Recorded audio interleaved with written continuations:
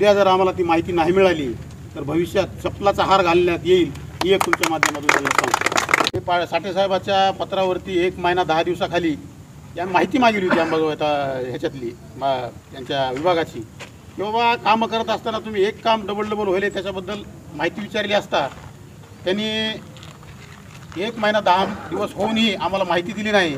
त्याच्याबद्दल आज आम्ही जबाब विचारण्यासाठी त्यांना आलेलो आहोत आणि आम्ही अधिकृत त्यांना काल पत्रही दिलं होतं की आम्ही उद्या सर्व कार्यकर्ते तुम्हाला भेटण्यासाठी येत आहोत। पण या अधिकाऱ्याची एवढी मगरुरी आहे की त्याच्या पाठीमागं असे खंबीर हात आहेत असं वाटतंय आम्हाला की त्याचं कुणीही काही वाकडं करणार नाही। पण आणि त्याला असं वाटत असेल की बाबा एक माजी आमदार आहे, एक मागासवर्गीय माजी आमदार आहे, ती काय करणार आहे।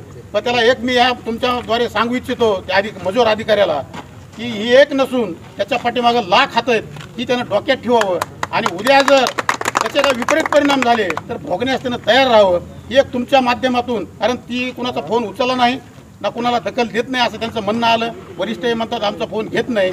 एवढा मजूर अधिकारी कुणाच्या म्हणण्यावर चलतो? मुख्यमंत्री त्याला वरद असतंय, पालकमंत्र्याचा आहे, आमदाराचा आहे का कुणाचा आहे हेही असं तुमच्या माध्यमातून मी त्यांना विचारतो।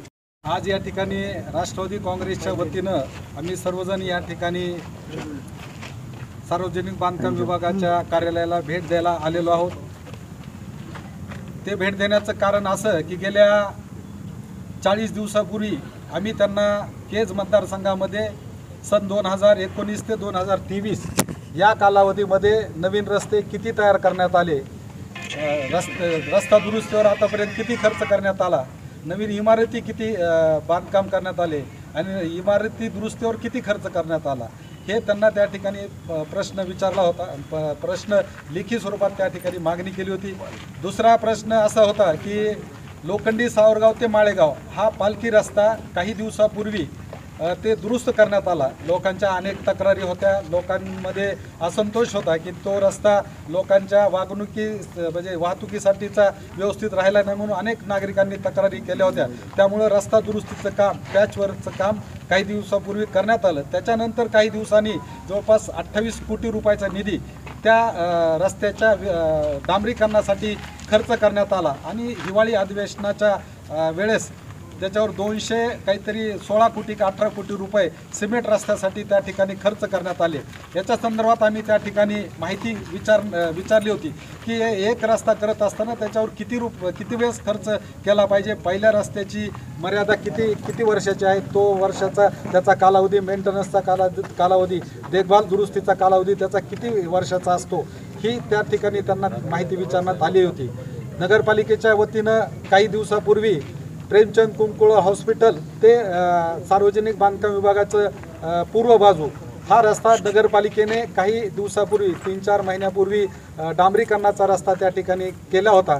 त्याच कामावर परत एकदा डांबरीकरणाचं काम करून तो रस्ता त्या ठिकाणी करण्यात आला।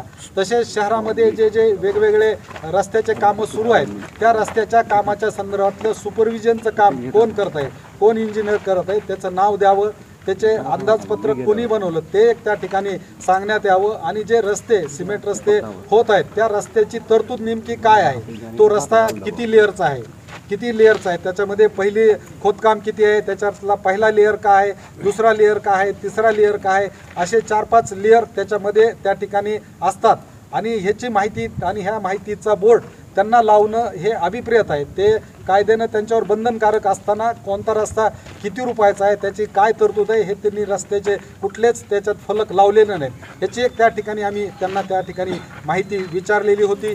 अंबेजोगाई शहरामध्ये विविध रस्त्याचे कामं सुरू होत असताना त्याचे कार्यारंभ आदेश X ते Y असं त्या कामाचं स्वरूप असताना X पासून काम करत असताना अर्धा रस्ताच त्या ठिकाणी केला आणि पूर्वी जे रस्ते झाले त्याच्यावरच डबल रस्ते करण्याचं काम या विभागाच्या माध्यमातून सुरू आहे। त्यामुळे या सर्व बाबींची माहिती विचारण्यासाठी कार्यकारी अभियंत्याला त्या ठिकाणी आम्ही लेखी स्वरूपात 40 दिवसापूर्वी पत्र दिलं। एसींना पण त्या ठिकाणी सांगण्याचा प्रयत्न केला की आम्ही राष्ट्रवादी काँग्रेस पार्टीच्या वतीनं विविध मुद्दे घेऊन आपल्याला त्या ठिकाणी मागणी केलेली आहे। त्याची मागणीची माहिती जी माहिती मागवली त्याची माहिती आम्हाला तात्काळ आपण देण्यात यावी. दुसरा महत्त्वाचा मुद्दा असा आहे की एवढे करोडो रुपयाचे कामं मतदारसंघामध्ये किंवा शहरामध्ये सुरू होत असताना त्याच्यावर जे सुपरविजन करायला जे सक्षम अधिकारी आहेत, कार्यकारी अभियंता जर पाहिलं तर आपण जर त्याची CC कॅमेऱ्याच्याद्वारे जर त्याची नोंद घेतली तर 4 महिने 3 महिने या ठिकाणी ते उपलब्ध नसतात.